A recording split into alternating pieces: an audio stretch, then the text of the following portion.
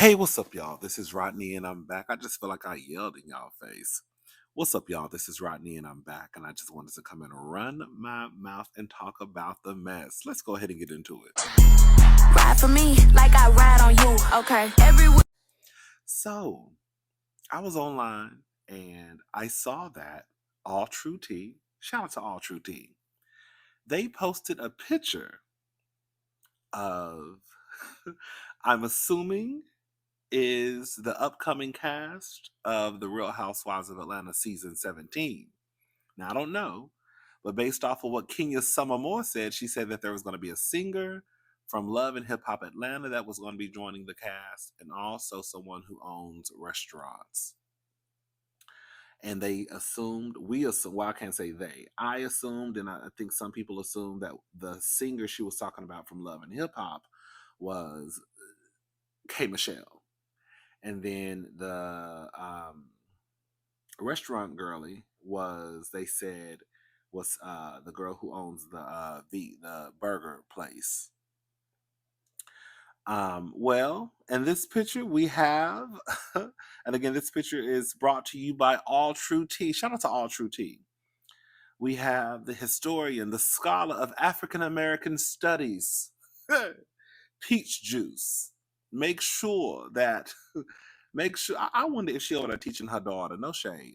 I wonder if she teaching little PJ, about the Underground Railroad and how she thought that Harriet and Josephine and girl James and John were waiting on the bus stop sucking on a lollipop. Remember, she said she thought the Underground Railroad was an actual choo-choo. Speaking of choo-choo, we're going to get into the Midnight Train to Georgia, Gladys Knight, in just a little bit. Anyway, so we have an African-American scholar, Peach Juice, and then right beside her, we have K. Michelle. And then we have some lady who I've never seen before, but shout out to her. I don't mean to sound ridiculous. Okay, shout out to Keke Palmer. And then we have Miss Kelly Farrell. Shout out to Kelly. I think I want to go to Atlanta, probably like in a month or two. I don't know. I always say that, then I never go. And I want to go to Nana's Chicken and Waffles to try out that food. Anyways, so, based off what Kenya said, and then based off of this picture, and it was reported, I think like last week, that they started filming season 17. I mean, is it okay to just, I guess we can at least assume at a minimum that K. Michelle is a housewife or a friend of, but she will be on the show. I love K. Michelle. I do. I'm a fan of K. Michelle's music. I have been a fan of K. Michelle's music. I knew who K. Michelle was prior to her even getting on Love and what is it called? Love and Hip Hop Atlanta. I remember she had a song on one of her mixtapes. Your love so irrelevant. Yeah. Getting here by myself. Yeah. Your love is so, your love is so. Yeah, that's a song. Anyways, K. Michelle got some bangers. Still listen to K. Michelle's music to this day. I'm ready for her country album. I think it's going to be a real country album. Hey. Hey. I think it's going to be a real country album. Y'all can take that how y'all want to take it. Anyways. She gone.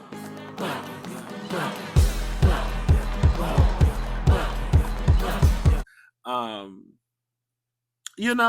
don't know.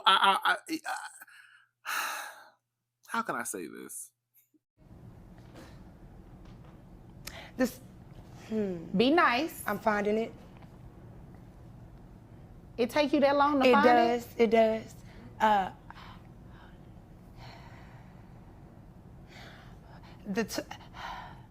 I love K. Michelle, and I think that K. Michelle is great reality TV. I just don't know how I feel about K. Michelle being on Housewives. I don't know. I think she's going to give great television. We've seen K. Michelle give great television. We know she's good at her job. But I don't know, and I have to say this because I like to say I knew I was right when I told y'all that when Portia was put in the middle and Portia would be in charge of the show, the direction the show was going to go. I told y'all this. I said all of this. Girl, call me Raven Simone. What was the character she played? Girl, when she could see in the future. Call me Miss Cleo. Call me now. Girl, call me Miss Cleo. I told y'all what it was gonna give. I told y'all. Did I lie? Did I lie? Did I fucking lie? R.I.P. Anna. I said, Portia, if the show is centered around Portia, I can tell you what it's gonna give. It's Gladys Knight! Woo! Batty, shot o'clock. And then when this season happened, I was like, girl, it's giving very love and hip hop-ish. And then some of the girls on Twitter tried to say I was being anti-black. Just for them to literally turn around and hire someone from Love and Hip Hop. Hey, girl, I can't make this stuff up. Oh, I just be telling y'all what I see. That's it. And I know what I be seeing. You saved her! I know what I see. You know? I will say, K. Michelle will fit in. I do believe that K. Michelle will fit in with Portia if Shamia comes back. I think she fits into that group. I think one thing I have to let go is that, the direction that I want Atlanta to go, it's not going in that direction. And clearly they have a completely new direction that they want to take this franchise. And that's the direction that they're taking. Clearly, it's clear as day. From the promo, from them hanging off the jungle gym with leopard and cheetah print and leather on, we see what direction they're going, and I guess it's one of those things. Either you gonna get on board or get left behind. Well, some of the girls say you ain't even got to leave me behind. I'm getting off at the next girl. No shade, Bravo. Y'all gonna mess around because some of the girls said, "Girl, you ain't gotta tell me nothing, baby, because I've been got off the train." Hello, girl, you got me and a few other girls still hanging on, girl, holding on. But it is what it is. Shout out to K. Michelle. I'm still gonna watch. Even though my girl Kenya not on the show. I'm gonna watch and see what it gives. They say K. Michelle is married.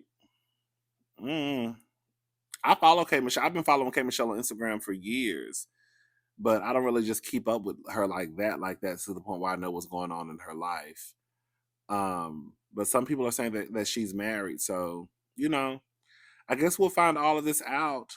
If she actually is a cast member, and again, based off of what Kenya Moore said, and then based off of this photo, I think it's safe to say that she will be on season 17. But again, you just never know, because we thought that Kenya was going to be on season 17, and baby, girl, she showed somebody she saw somebody sucking dick, and girl, wait, see her after episode 5. And she came out with a whole video, Gone with the Wind Fabulous, letting us know she was coming back for season 16. Sweet 16, her and Portia made up and became best friends, took photos, was outside taking pictures in front of their Rolls Royces, and then we looked up and girl, Kenya was gone. So you really never know. But again, shout out to K. Michelle. Shout out to season 17. I guess we'll find out when it airs. All right, y'all, let's go ahead and move on. All right, so this is according to page 6. Soul music legend Gladys Knight, 81, speaks out after son accuses her much younger husband of elder abuse. Right? They say, Gladys, they say you work too hard. I know that's right. So Gladys Knight is assuring her fans that she is fine after her eldest son, Shanga Hankerson, claimed the singer was facing elder abuse from her much younger husband, William McDowell. Come on, McDowell. I mean, wasn't that the name of the restaurant on Coming to America? I'm sorry that my health and performances have been misrepresented, she told the Post in a statement. I want my fans and those concerned to rest assured I'm doing very well for someone who has been on stage for 3/4 of a century. Hard to believe, right? The Midnight Train to Georgia songstress 81 said, I'm happy, healthy, and visiting friends and family these last few months. I'm excited to get back on the road with my sisters and on stage with the Queen's Tour. See you soon. Girl, can I say something? We're going to stop right there. I don't care how much I love the mess. And I love y'all. Baby, once I love y'all to pieces, I really do. I love the fact that y'all support my channel. I love the fact that y'all come over and kiki with me. But baby, I'm sorry, at 81, I'm gonna be done with the mess.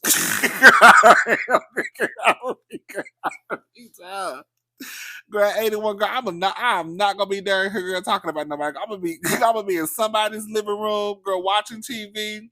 I'm gonna be listening to the young. I'm gonna pass on the torch, baby. I'm gonna be watching the people I passed on the torch to, girl, carry on with the mess. But at 81, girl, I'm sorry, girl, count me out.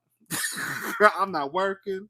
I don't plan on it anyways. Now, we sometimes, you gotta do what you gotta do. I'll do the best I can with what I got.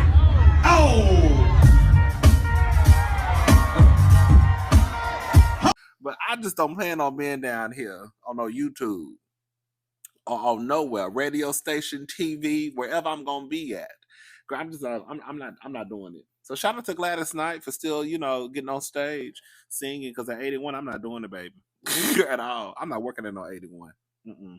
Girl, quiet as it's kept. I'm really trying to stop around 65. Okay, girl. Okay, while we playing. Anyways, Knight's publicist, Laura, whatever her last name is, also debunked the rumors, telling the Post. Did I skip something? Hold up. Did I skip over something? Okay, no, I didn't.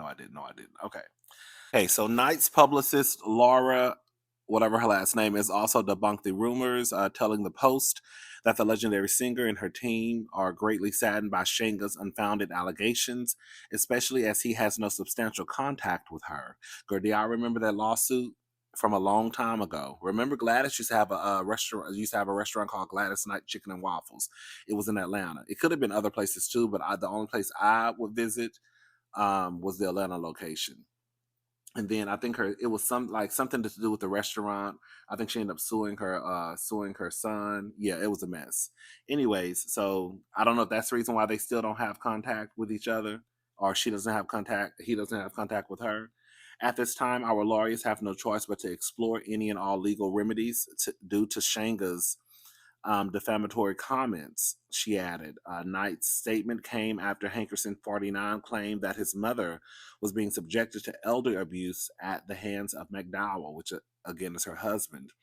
In an interview with the Shade Room, Hankerson claimed McDowell is forcing his mother to tour despite her declining health. I did my best to give McDowell the space to play the role of husband and do what was in my mom's best interest, and he has not done that, he alleged. Why is she working? Why is she in this situation where she's being made to believe she has to work like this? Girl. Y'all already know what I said I'm doing at 81. Okay. That's really my issue with it, Hankerson said, adding that McDowell has allegedly been mentally and financially abusive tonight.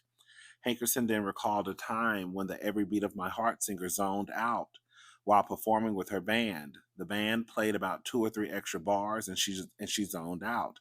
The background singer started singing and brought her back, Hankerson explained to the outlet. They're having to rewind the teleprompters because my mom is forgetting to even look at them. Shanga, whom Knight shares with music executive Barry Hankerson, claimed that he filed a complaint with North Carolina's Department of Human Services and that the case is ongoing. Page 6 has reached out to McDowell for comment, but did not immediately hear back. North Carolina's Department of Human Resources told Page 6 complaints are confidential. NCDHHS does not comment on the investigations or possible investigations. Babe, I know that's right. Knight and McDowell, who is reportedly 33 years his wife's junior, tied the knot in 2001. The 7-time Grammy Award, I'm sorry, the 7-time Grammy winner also shares daughter Kenya, and then they just name her kids. And one of the kids unfortunately passed away in 1999 due to heart failure. That was James Newman. He was 36. So yeah, I'm leaving. Come on that midnight train to Georgia, leaving on the midnight train. Woo-hoo. Said I'm going back to find a simple patient time. Oh yes, yeah. Okay. Oh, yeah. Leaving on the midnight train. Okay. I got to know. Okay. Yeah. It's well. Girl, can y'all tell I've been drinking just a little bit? I just had a little vodka. That's just a little, that's all. Oh, a midnight train to Georgia. Leaving on the midnight train. Woo-hoo! Okay. Said I'd rather live in this world than live without him in mind. Okay, I know that's right, baby. I know that's right. Shout out to Gladys. I hope everything works. I hope Gladys is all right, though, all BS aside, because, 81, Gladys still looks amazing, and it's a blessing to be able to still go on stage and do what you love to do. So there's nothing wrong with that. However, I love what I do, but I'm not going to be down here talking to y'all no 81. Girl, that's just what it is.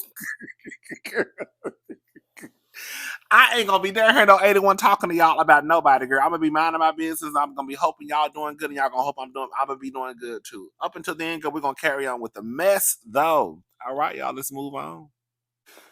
Baby, listen to this. Now, this was reported by the Jasmine brand. This is a couple of days ago. Well, not a couple of days ago. This was actually a couple of weeks ago. I had it saved in my folder, and I forgot to talk about it until now. So, again, this is according to the Jasmine brand. Excuse me. Uber received SA reports every 8 minutes from 2017 to 2022. Uber has long promoted itself as a safe way to get around, but new court documents reveal a different story. According to the New York Times, Uber received a report of sexual assault or misconduct in the U.S. about every 8 minutes from 2017 to 2022. Over 400,000 reports total. That's far higher than the 12,522 reports that the company publicly acknowledges. Uber's head of safety said 75% of reports are less serious, including unwanted comments or flirting. She also noted that the reports have been independently audited and could include fraudulent claims from users seeking refunds. Still, Uber recently unveiled its Women Preferences program, which offers women riders and drivers the options to be matched with each other, enhancing the sense of safety and control for both parties. Let me just say something. I don't give a damn what nobody say. Girl. While, yes, I do completely understand that, girl, there are some girls and boys out there who will dispute charges knowing damn well ain't nothing happened. Okay? I get it. Girl, sometimes you need your $20 back. Okay? Right. Okay. $20 go a long way. Especially when it's your last your last $2 when it's your last $20, baby. But I also feel like, who are you to say that something is less serious? Because I'll say this much. Listen, I went off into a whole rant. I don't give a damn what nobody got to say. I don't know. I don't think it's fair for people to say what's less serious. Yes, again, I do understand that there are people out there. Every because somebody flirts with you does not mean that they are going to harm you, right? Or just because someone could give you a compliment and you take it completely different than what it was intended to be. So I do understand that every scenario, just because someone gives you a compliment or just because someone I guess is flirting with you, that doesn't necessarily equate to them, they're going to harm you. But I also can understand too that if I'm a woman in a car with a stranger, especially a man, I really don't want you talking to me at all quiet as it's kept. Now, I'm not a woman, so I don't, I'm usually okay, even though it's been a couple of times where I kind of got nervous. Like, girl, where we going? Because you going a completely different direction. But for the most part, I'm a girl. Believe I'm a big solid ass nigga. So I mean, I'm not to say nothing can't happen to me, but I know my experience as a man is completely different from women. Girl, y'all get what I'm trying to say. But I just don't think it's right for people to kind of just because you feel as though it's not that big of a deal, so you consider it less serious. When the fact of the matter is, if a woman is getting into a car with a man, he shouldn't even really be flirting with her or giving her a compliment unless she's probably with another man. Like, oh, y'all look nice tonight. Oh, ma'am, you look nice tonight. Something like that, where if he said it, you know what I'm saying? It's a way you can say stuff, but I could definitely understand how if a woman is in a car with a man by herself and he's flirting with her or giving her unwanted compliments, how it could be an issue. And I don't think it's fair for Uber to say or consider it less serious. Uber's head of safety said 75% of the reports are less serious. She also noted that the reports have been independently audited. I mean, girl, I guess. But how y'all go from over 400,000 reports? Girl, it says, according to the New York Times, Uber received a report of sexual assault or misconduct in the U.S. About every 8 minutes from 2017 to 2022, over 400,000 reports total. That's far higher than the 12,522 reports the company publicly acknowledged. So, bitch, y'all just swept under the rug over 300,000. Girl, not even over 300, girl. Basically, almost 300 and what? Girl, 380, 85,000 complaints. Just swept them under the rug because you didn't feel like that was less. You feel like they were less serious. Does that make sense what I'm saying? Or am I just drunk talking? I feel like I just made a little bit of sense. Every complaint is not someone trying to harm you. Every person flirt with you is not somebody trying to, harm you. But I do feel like, girl, if I'm calling for you, this is a business transaction. Your job is to drive me to where I'm supposed to be in the time that it says you're going to get me there, and then I'm supposed to pay you for that, and maybe even tip you. On the way to where I'm going, I don't need you to compliment me on how I look good in my skirt. No, bitch. Don't say nothing to me. Matter of fact, if I was a woman, that's how I would be thinking. Like, don't say nothing to me. Don't compliment me. I know I'm fine, bitch. You ain't got to tell me. I looked at myself in the mirror before I walked out the house. Don't say nothing to me. Don't tell me I'm cute. Don't tell me I look nice tonight. Don't tell me my skirt fit me the right way. Don't tell me my shoe. Don't say nothing to me. But hi.